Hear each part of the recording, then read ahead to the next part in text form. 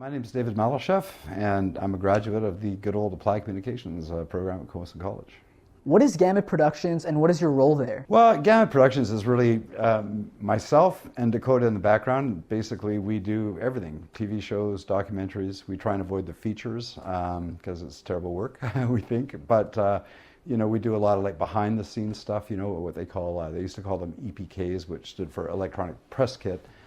They've rebranded them now, and they're called behind the scenes or BTSs. So we do those, but documentaries, commercials. You know, we've got 3 documentaries on the go right now. Got a vegan cooking show that we're starting on next week. So we've got just a real wide range of stuff that we're working on. What drew you to the Immortal Beaver project?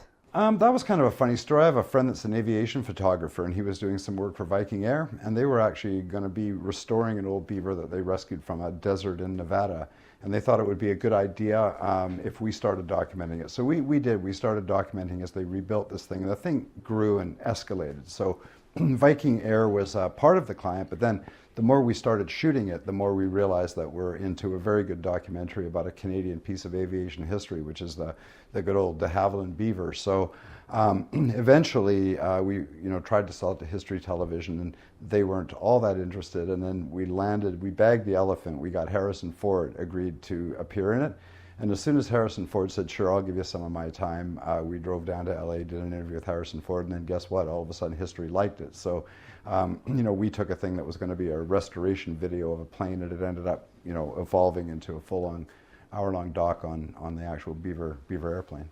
What advice do you have for young people who can't afford the best gear?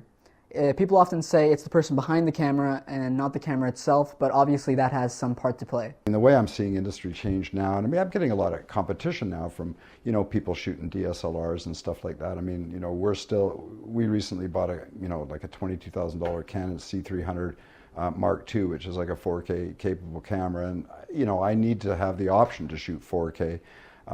Because we do a lot of different jobs. I shot a job yesterday for a new documentary that's coming up, and we shot that in 3K. So, so I mean, cameras can still be expensive. I mean, you could drop $100 grand on an Arri Alexa. But what I've noticed, I think the biggest change is that, you don't need a lot of money to make a quality production. It really comes down to, story. And I think if your story is a good one, it doesn't really matter what you shoot on.